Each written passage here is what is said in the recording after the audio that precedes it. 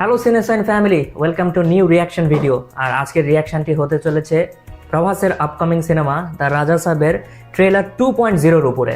হ্যাঁ, প্রথম ট্রেলারটি দেখে আমরা অনেকটাই আশাহত হয়েছিলাম। এখন দেখা যাক যে সেকেন্ড ট্রেলারটি কেমন করেছে। তো বস, কথা না বাড়িয়ে চলুন আগে আমরা দেখে নিই কেমন করেছে এই ট্রেলারটি। Let's start. दादी माँ, तुझे सब कुछ भूलने की बीमारी होते हुए भी तू एक पल के लिए उस आदमी को नहीं भूलती। বাবু, गंगम्मा, तेरा टाइम स्टार्ट हुआ। Love you. ठीक है राजा साहब। ভয়েস কল চেঞ্জ করে দিয়েছেন। कनकराजू, मेरा भी मन है तुझे जानने का अच्छे से। बहुत मिस किया तुझे।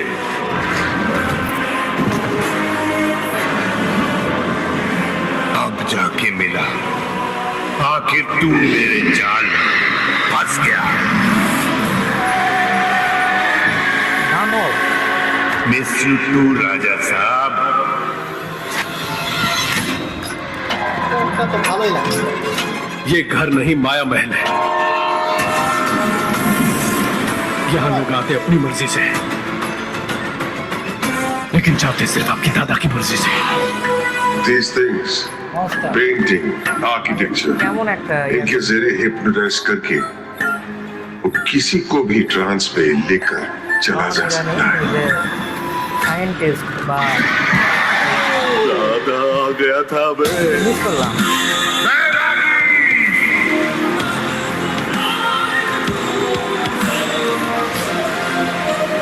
He knows कि किसकी क्या कमजोरी है, उसी को टारगेट करता है। কাকিমাকে নিয়ে মনে হচ্ছে। तुम्हारी दादी वैसी साधारण महिला नहीं है, गंगा देवी। देवनगर साम्राज्य की महारानी Ganga Devi. Horror, comedy, action, adventure. এগুলো টাকা ছিল নাকি?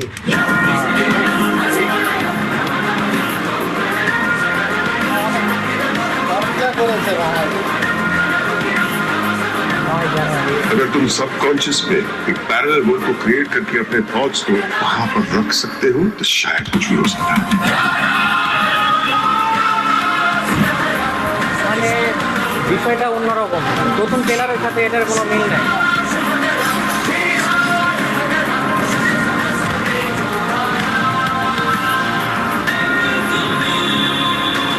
ভাই গোলক গাদার মধ্যে ফালাই দিতে से তো। निकलना नामुमकिन है, এটা বেস্ট। तो क्या कर लेगा बे?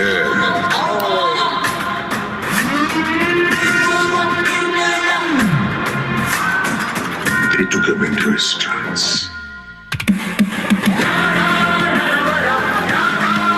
দোকান বানাবিয়া। মারুতি প্লেন। ও ভাই, এ কতগুলান শেডস। তো বস, ট্রেলারটা যেটা করেছে মানে 2.0, মানে প্রথমটার চাইতে এটা একটু সিরিয়াস টোনে ছিল। এটাতে তারা হররের উপর ফোকাস দিয়েছে বেশি। হ্যাঁ, মানে কাহিনীর সিরিয়াসনেস তারা বুঝেছে এবং প্রথম যে ট্রেলারটি ড্রপ করেছিল সেটা আহামরি কিছু হয়নি। এই জন্যই হয়তোবা সেকেন্ড এই ট্রেলারটি তারা ড্রপ করেছে। এবং যেহেতু 9 তারিখে মুভি মুক্তি দিবে, মুভি মুক্তি দেওয়ার আগে একটা তো হাইপ তৈরি করতে হবে, এবং সেই দিক থেকে দেখতে গেলে আগে ট্রেলারের চাইতে আমার কাছে এই ট্রেলারটি ভালো লেগেছে। তবে ট্রেলারের মধ্যে কিন্তু অনেক ঘোর প্যাচ রয়েছে। হ্যাঁ, অনেক গোলক ধাঁধা রয়েছে, বিশেষ করে যে প্রভাসের তিনটা লুকস এখানে আমরা এখানে দেখতে দেখতে পেলাম। পেলাম। একটা ওর রাজা সাহেব, একটা বর্তমান সময়, একটা জোকার বেশে, মানে অনেকগুলো শেডসে তাকে দেখা যাবে। আর বিশেষ আবার- করে এখানে যেটা সঞ্জয় দত্তের যে বিষয়টা, মানে ওটাই তো খুব বলছি। মিস্টিরিয়াস। ওর দাদা এবং দাদার সাথে যদি নাতি হয়ে থাকে তাহলে এরকম এত শত্রুতা কিসের জন্য? আমি বুঝতে পারছি না, মানে রাজা সাহেবের যে একটা বয়স্ক লুকস আছে, এখন সঞ্জয় দত্তর যে ক্যারেক্টারটা, এই ক্যারেক্টারটা আসলে মিস্টিরিয়াস মনে হচ্ছে। সে কি আসলেই ভিলেন নাকি শুধুমাত্র তার প্রেতাত্মায় ঘুরে বেড়াচ্ছে মহলে? আর এখানে যেটা দেখানো হয়েছে যে বামান ইরানি, আমাদের মনে আছে অনেক আগে আমরা ছোটবেলাতে দেখেছিলাম যে রজনীকান্তের যেই মুভিটা ছিল, সায়েন্টিফিক ভাবেই এই সমাধানটা করবে। হ্যাঁ, আসলে বলিউড বলেন বা ভারতের যে সকল মুভি রয়েছে, প্রত্যেকটা হরর মুভিতে কেউ না কেউ একজন থাকে যে ঋষি পণ্ডিত এই ধরনের অভিনয়গুলো করে থাকে। তো তাকে হয়তো এখানে সায়েন্টিস্ট বা ডক্টর হিসেবে মানে দেখানো হবে। সায়েন্টিফিক ভাবে ব্যাখ্যা দেওয়ার চেষ্টা করবে এবং এটার সমাধান করবে মামুন ইরানি এই ক্ষেত্রে এখানে। আমার কাছে মনে হচ্ছে পার্সোনালি যে আগের যে ট্রেলারটা আর এই যে ট্রেলারটি, এখানে যে হরর এলিমেন্টস গুলো রয়েছে, বিশেষ করে ওই যে ফ্রেম থেকে ভূত বেরিয়ে আসা বা ওটা- সঞ্জয় দত্তের লুকস বা ভিএফএক্স এবং গুলো ক্রিয়েচার যেটা দেখিয়েছিল টিজারে, ক্রিয়েচারের চাইতে ট্রেলারের ক্রিয়েচারটা হ্যাঁ। অনেকটাই ভালো করেছে। তারা ভিএফএক্স এ ইনহ্যান্স করেছে, বাট কুমিরের ওই জিনিসটা আমার কাছে একটু ফানি লেগেছে, ওটা দিয়েছে যেহেতু হরর কমেডি মুভি, এটা ওরা ইনক্লুড করেছে, সেদিক থেকে ঠিক আছে। ওভারঅল আমার কাছে আগের ট্রেলারের চাইতে এই ট্রেলার ভালো লেগেছে। এবং বিশেষ করে আরো একটা বিষয় যেটা আমার সব থেকে ভালো লেগেছে, যে এখানে প্রভাসের অরিজিনাল গলাটা নেই, হ্যাঁ ডাব করা হয়েছে, যেটা হিন্দি dubbing আসলেই করা হয়েছে। মানে হিন্দি ডাবিং এ আমাদের জন্য বুঝতে অনেকটাই সুবিধা হবে। মানে প্রভাসের গলাটার ভিতরে সেই ম্যাজিকটা নেই যেটা একজন অরিজিনাল ভয়েস আর্টিস্টের ভিতরে আছে। হ্যাঁ হ্যাঁ, একজন আসলে ডাবিং মাস্টার প্রয়োজন ছিল। আসলে প্রভাস নিজের ভয়েস যতই ডেলিভার করুক না কেন, হিন্দিতে তার ভয়েসটা অনেক স্লো ডেলিভার হয়, তো সেদিক থেকে ভালো লেগেছে। একটা জিনিস আমি বুঝলাম না, সেটা হচ্ছে কি যে মনস্টার একটা দেখানো হলো, বিরাট বড় দানব।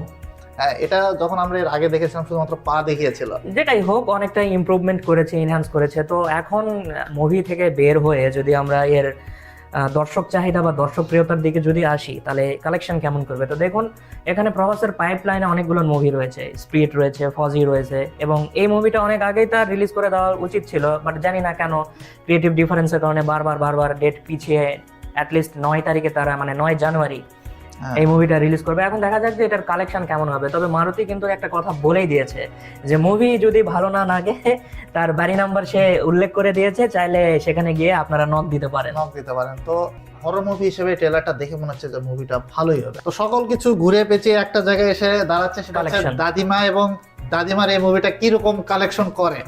এটাই হচ্ছে এখন মূল বিষয়। তো বন্ধুরা, মুভি যখন রিলিজ পাবে তখনই আমরা বুঝতে পারবো যে এটা কি ধুরন্ধরের মতো লম্বা রেসের ঘোড়া হবে নাকি গাধাতে পরিণত হবে। হ্যাঁ, তো ওয়ার্ড অফ মাউথই সবচাইতে বড় কথা। আর ডিজিটাল প্রিন্টে আসলে অবশ্যই আমরা দেখার চেষ্টা করব, আমাদের চ্যানেলে সেটার উপরে কন্টেন্ট ডেলিভার করার আমরা চেষ্টা করব।